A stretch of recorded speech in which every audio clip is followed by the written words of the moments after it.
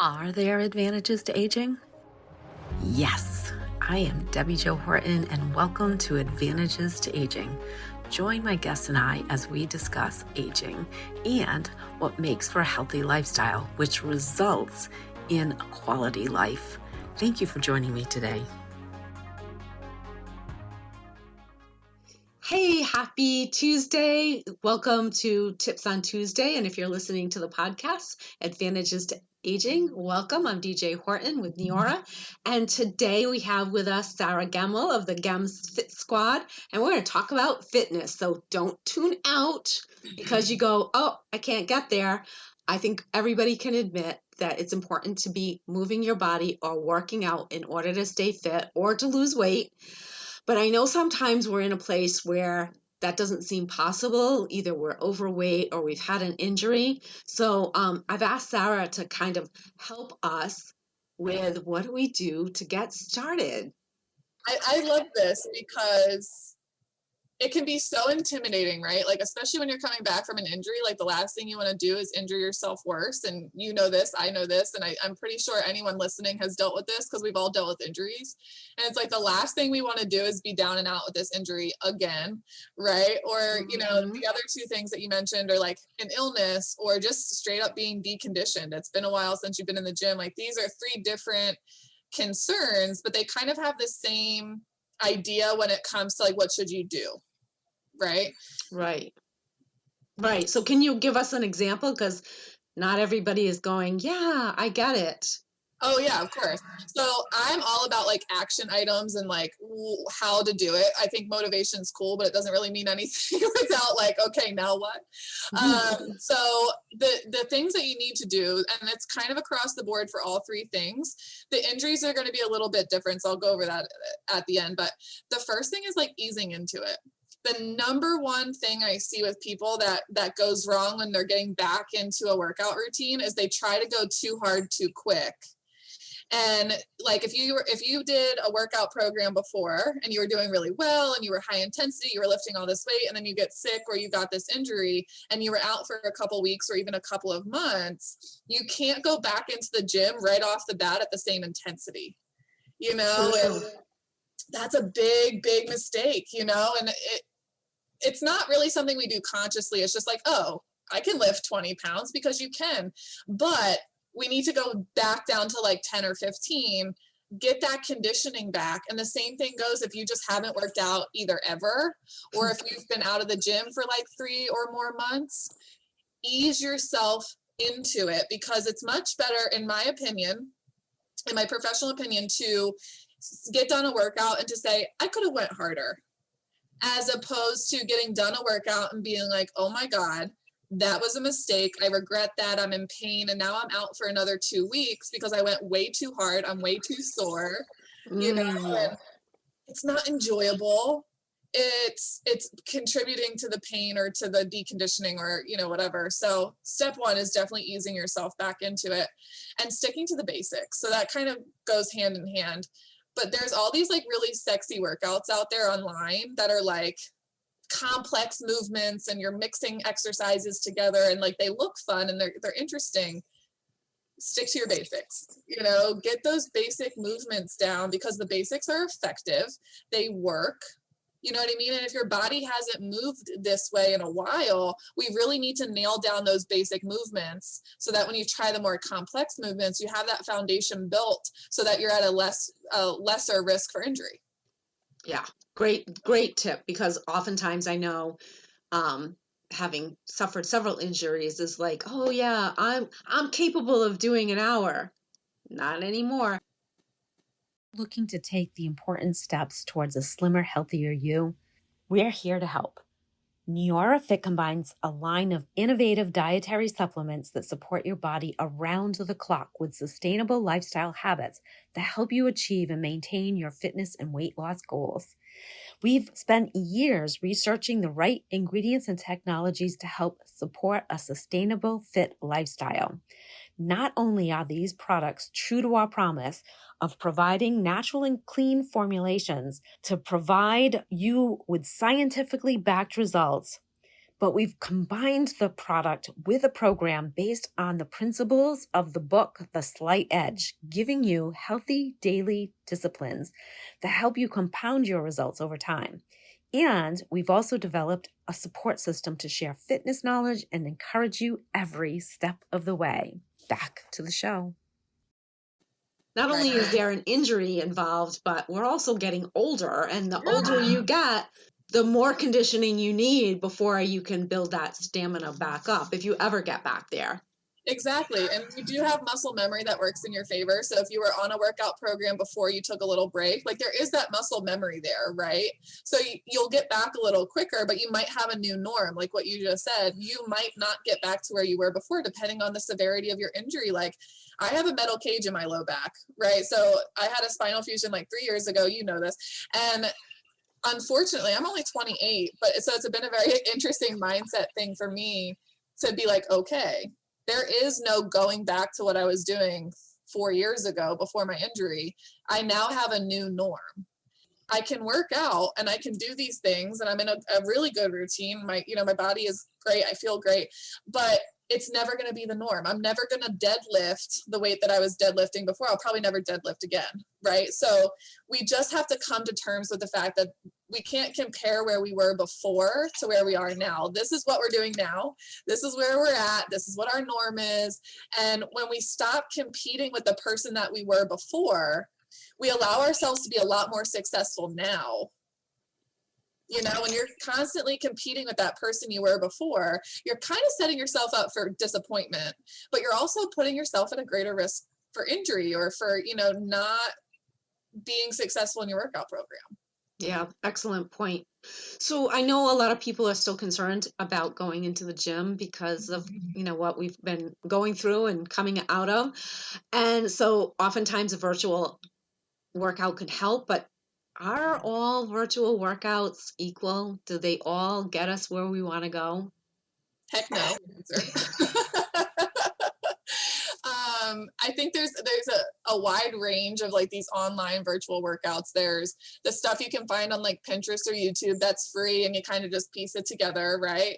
And then there's like these low cost memberships where it kind of makes a little bit more sense and they might be pieced together for you, but there's not really a whole lot of coaching. And then there's these super high ticket, like high cost programs where it's one-on-one and you're, the coach is sending you what you need to do. So no, they're not all created equal. I think the biggest thing that I've heard with virtual online workouts is it's hard to like actually hit play, right? And then like you do hit play and you're skipping sets, you're skipping reps, you're not really sure how to modify. So like all the things we just talked about, if you need to ease into a workout program and you're watching a YouTube video, they have no idea who you are. They're not helping you modify. And if you're not trained to know the biomechanics of this exercise, how do you know if it's appropriate for where you are or not, right? Are you even sure of when you should modify? And then when you're like, okay, I need to modify, how to modify.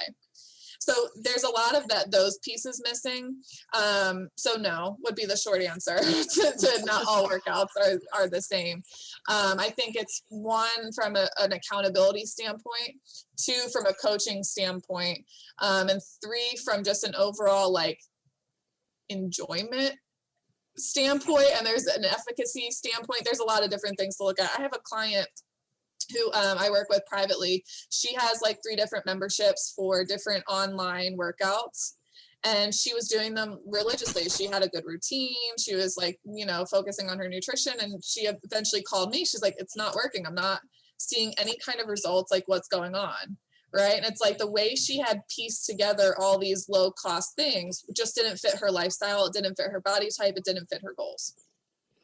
So if I hear what you're saying is that, especially if you're starting to get back into a wellness routine, a fitness routine, is that you should be working with someone who's qualified like you are, who would have the conversation about where you have come from, what has happened, and where you want to go, to be able to help put that routine in place. But also, correct me if I'm wrong, if you work with you or any of your trainers, they are actually seeing you do the workouts and can help you make the modifications or stop you if you're in the midst of doing something that could hurt yourself. Yeah. I think the biggest thing, like, give yourself a checklist, right? Like when you're looking at an online workout program, there's things to consider other than like convenience and price and like how sexy the workout is, right? Like ask yourself, what's the level of support I'm getting? Are they going to help me make a cohesive program that makes sense for me? Or am I just going to be piecing random videos together and picking things like the Wheel of Fortune, you know?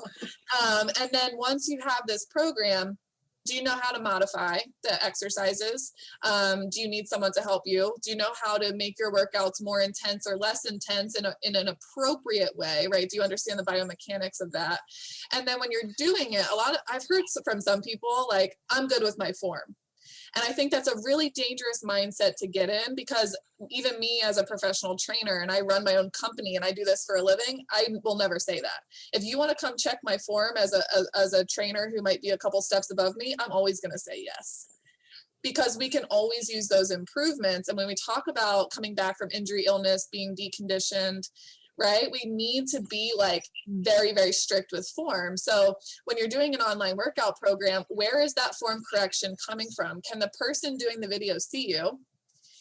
You know, and that makes a big difference. If they can see you, are they giving you those form corrections and those modifications? That I think makes a huge difference, because when you're doing just like a passive like YouTube video, right? You might feel like it's in proper form because it feels good, but a lot of times being in improper form can feel fine because it's what we're used to. Right. Good point. Good point. And I think we've had this conversation before, but not with my listeners, is that oftentimes, like, I know that I would sign up for a class, like when we were going in person, and so whether in person or virtual, and they'd say, oh, well, you can do this. I have a spinal injury as well, so you can do this. We'll just modify those areas where you can't.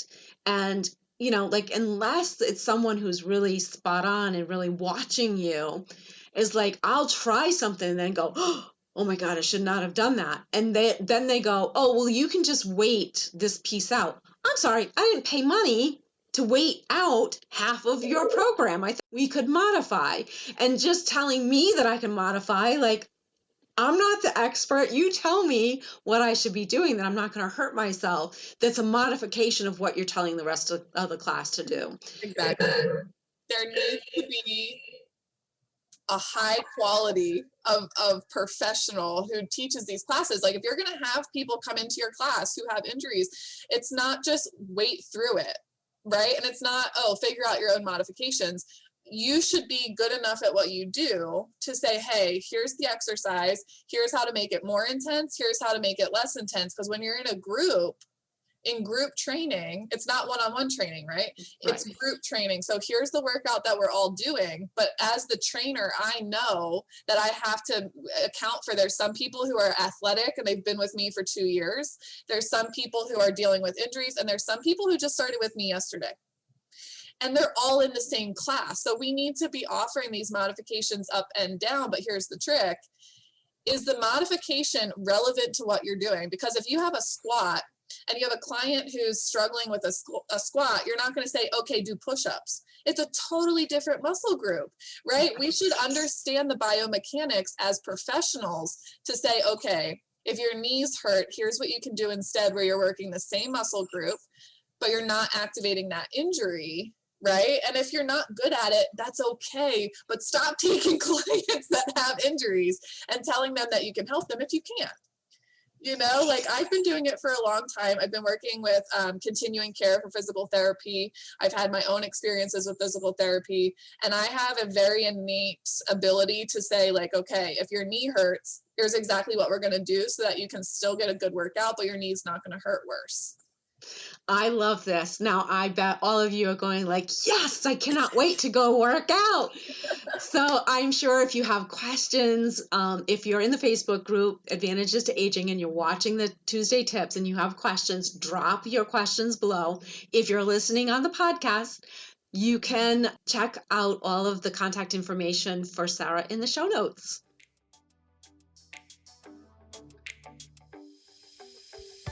Do you think one of the biggest advantages to aging is all the knowledge we gain along the way? Me too. What did you learn today? Share with me in my Facebook group with the same name as this podcast, Advantages to Aging. Now hit subscribe so you don't miss all the tips to come in future episodes.